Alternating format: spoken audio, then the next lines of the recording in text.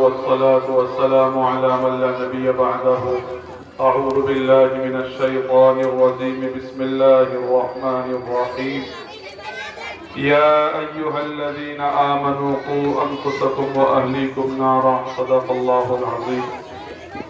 وقال النبي صلى الله عليه وسلم إذا مات الإنسان انقطع عنه عمله إلا عن ثلاث ومنهم ولد صالح يدعو لها أو كما قال عليه الصلاة والسلام.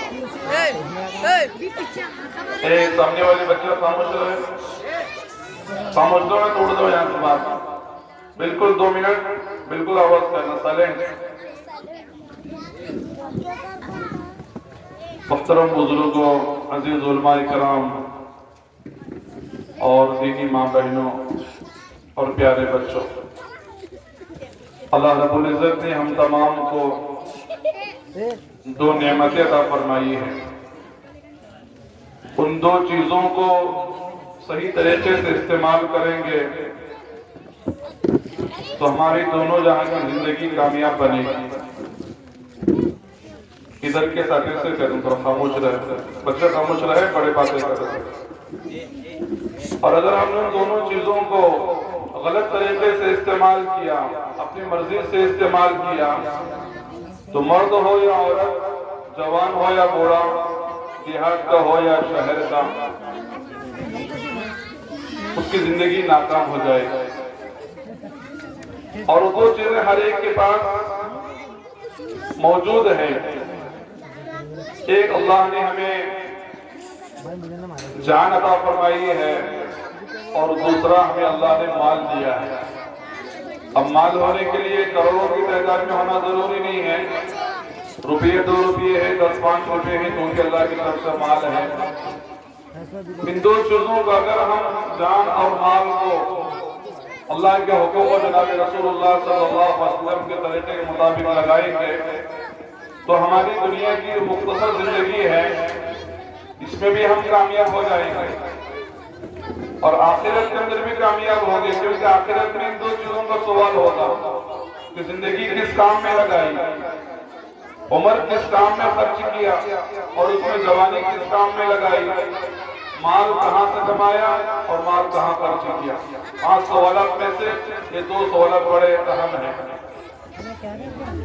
اب ہم دیکھیں ہماری یہ 2 چیزیں کہاں لگ رہی ہیں.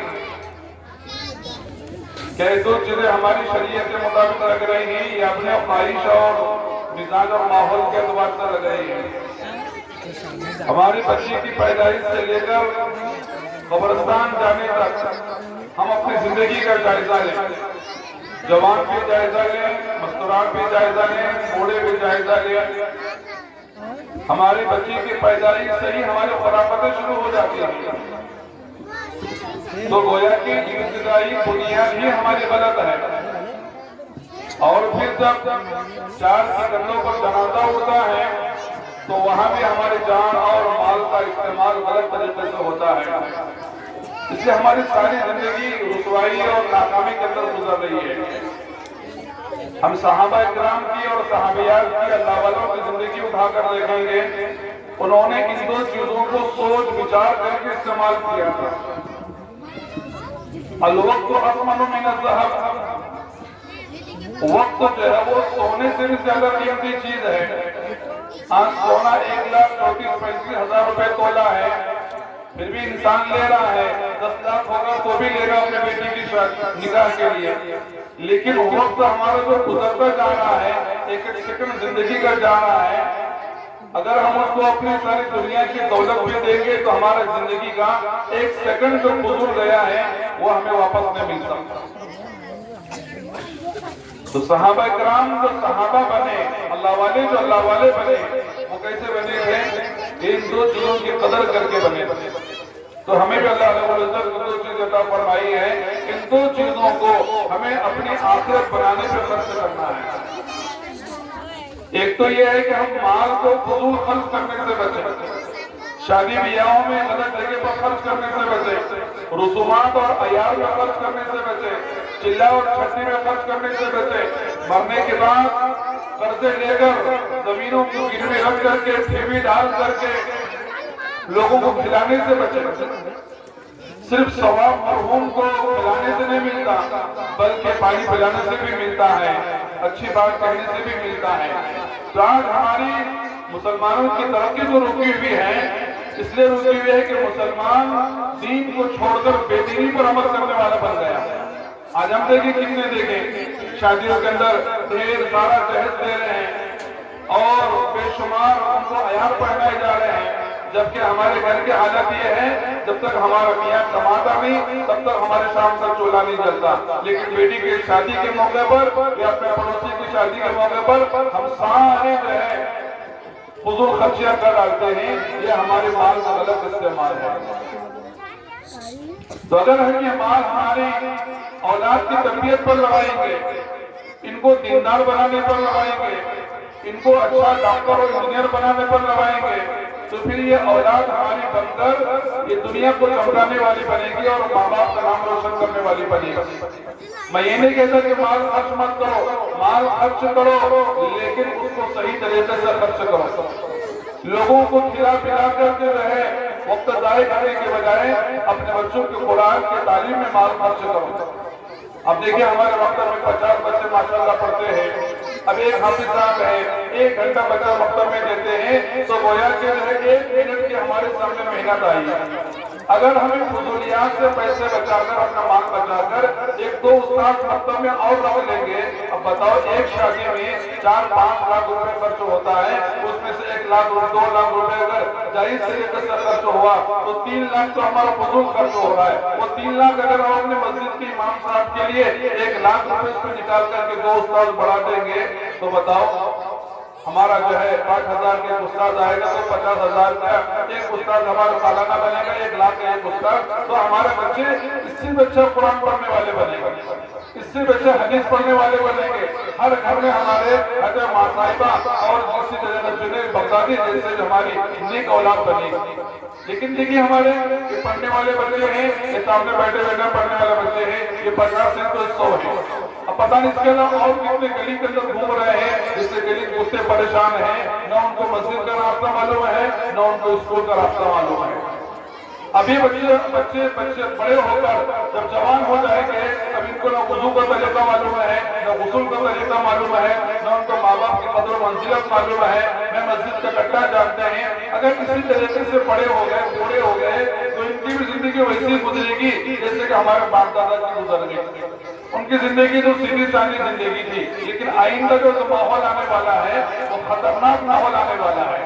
اس میں جو ہے ان پڑھ انسان نہیں چلے گا، اس میں بھولا بھالا انسان نہیں چلے گا، اس میں جو ہے ہم پرانے خیالات کے ساتھ چلنا چاہیں گے تو نہیں چل سکتے۔ آج مسلمانوں کو پیچھے کرنے کی کوشش کی جا رہی ہے اور مسلمان پیچھے رہنے کی کوشش کر رہا ہے، تو آج آگے بڑھنے تیار نہیں ہے۔ آگے بڑھنے کے لیے ہمیں ہمارا مال صحیح جگہ لگانا پڑے گا، ہماری زندگی صحیح جگہ لگانی پڑے گی۔ ہمارے اوقات جو رات کو 10 بجنے کے بعد واٹس ایپ کے ذریعے سے، موبائلوں کے ذریعے سے، چیٹنگ کے ذریعے سے ہماری ساری رات گزر جاتی ہے، وہ وقت ہمارا ضائع کرنے کے لیے نہیں ہے بلکہ وہ وقت ہماری زندگی کو وصول کرنے کے لیے ہے۔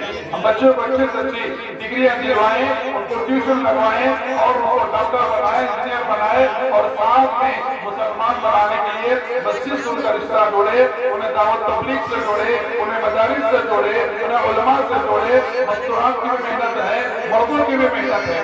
آج ہمارے دیکھ کی ماشاءاللہ ساگر نگر اتنا بڑا ہے اور اتنا شوق ہے بچوں کے اندر، اور بچوں کے اندر ایک بچہ اللہ کر حافظ صاحب کو پیسوں کا ہار پہنایا۔ اب تک ہم کہتے آ رہے تھے کہ M P M L A کو پہناتے ہیں، لیکن ہمارے بچے نے حافظ صاحب کو اپنا جو پیسوں کا ہار پہنایا۔ تو گویا کہ شوق ہے لیکن ہمیں اس کو صحیح رخ بتانا پڑے گا۔ تو یہ دو امانتیں ہمارے پاس ہیں، اس کی قدر کریں، انشاءاللہ ہمارے معصوم بچے بنیں گے اور ہمارا ماں بہنوں کے فیوچر آئندہ کی زندگی ان کے بنے گی۔ اس لیے ہمارے مال کو ناجائز جگہ پر، خرافات میں، شادی بیاہوں میں، عیال میں، مٹی میں اور اسی طرح سے بے شمار جو خرچ کرتے ہیں، بولنے کی ضرورت نہیں ہے، وہاں کم خرچ کریں بلکہ اس کو جو ہے بچوں کی تعلیم میں لگائیں اور اپنے گھر کے اندر بچوں کو دین کا ماحول دیں، ان کو نماز پڑھ کے دکھائیں۔ ماؤں کی ذمہ داری ہوتی ہے اولاد کو دین کا راستہ دکھانا۔ ماں کو جنت، ماں کے قدموں کے نیچے جنت کہا گیا ہے۔ اب ماں کو معلوم نہیں کہ جنت کسے کہتے ہیں تو پھر وہ ماں جو ہے بچوں کو جنت کیسے بن سکتی ہے؟ ہمارے گھر میں تعلیم کا اہتمام ہونا چاہیے، ہمارے گھر میں تربیت کا اہتمام ہونا چاہیے، ہم بچوں کو تہذیب سکھائیں، ہم بچوں کو صحیح ڈھنگ سکھائیں، زندگی کیسے گزارنا ہے، کھانا کیسے کھانا ہے، پانی کیسے پینا ہے، گھر میں کیسے آنا ہے، کیسے جانا ہے، بڑوں سے کیسے ملنا ہے، یہ سب ماں باپ کی ذمہ داری ہوتی ہے۔ حافظ صاحب کو کہے ایک گھنٹہ میں بچہ 1 منٹ حافظ صاحب پڑھ لے گا تو باقی بچہ دین نہ سیکھے گا، باقی اپنے گھروں میں دین سیکھے۔ اس لیے اللہ نے کیا فرمایا، اے ایمان والو اپنے آپ کو اپنے گھر والوں کو جہنم کی آگ سے بچاؤ۔ کیا ہے جہنم کی آگ؟ وہ تو مرنے کے بعد دیکھنے ملے گی، لیکن یہاں پر جہنم کی آگ جیسے ہمارے بچوں نے پیش کیا، وہ موبائل کا فتنہ ہے، وہ بے حیائی ہے، وہ بد نگاہی ہے، وہ چغل خوری ہے، وہ گالی ہے، وہ مسجد کے باہر کا ماحول ہے، ماں بہنوں کے لیے بے پردگی کا ماحول ہے۔ آج جو کہ دنیا میں جتنی بے پردگی ہو رہی ہے اس سے وبال کے ہمارے سامنے نظر آ رہا ہے۔ لڑکیاں اپنے غلط تعلقات قائم کر کے اپنے مزاج سے نکل کر رہے ہیں، غیروں کے ساتھ اپنے تعلقات جوڑ رہے ہیں۔ کیا وجہ اس کی؟ کبھی ہم نے سوچا ہماری لڑکی غیر کے ساتھ تعلقات جوڑ رہی ہے، اگر اسی تعلقات میں مر گئی تو سیدھا جہنم میں چلی جائے گی، اور جہنم کی آگ دنیا کے آگ سے 70 درجے بڑی ہوئی ہے۔ اب اس لڑکی کو جہنم کی آگ سے کیسے بچانا ہے؟ اس کو 10ویں تک تعلیم دے، اس کو کسی مدرسے کے اندر بھیج دے، یا اس کو آگے اگر دنیا پڑھانا ہے پردے کے اہتمام کے ساتھ میں پڑھائیں، اس کی نگرانی کریں، لے جا کر چھوڑے، جا کر لے کر آئیں۔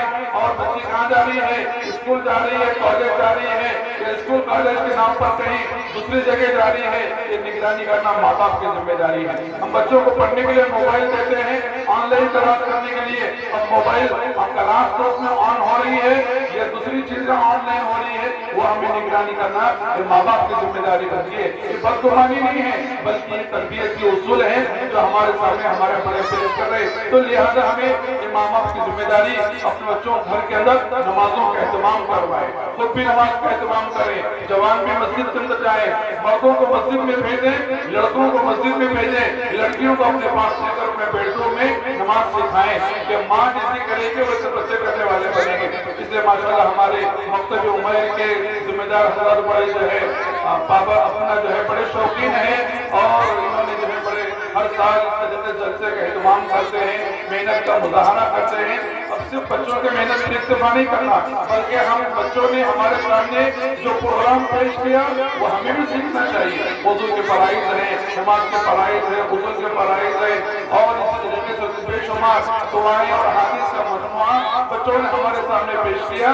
یہ ساری چیزیں اپنے ماں باپ کے گھر میں سیکھے اور مکتب کو مضبوط کرے۔ اللہ سے دعا فرمائے کہ اللہ تمام کو دین کے صحیح سمجھ نصیب فرمائے۔ وآخر دعوانا الحمدللہ رب العالمین۔ لہذا ہم شکر گزار ہیں ہمارے اس کے انتظام کرنے والے، اس میں مال لگانے والے اور اس پہ خدمت کرنے والوں کا۔ ماشاءاللہ آپ جو ہے اثر سے بیٹھ کر پروگرام سن رہے ہیں، اللہ تعالیٰ آپ کے محبت کو قبول فرمائے۔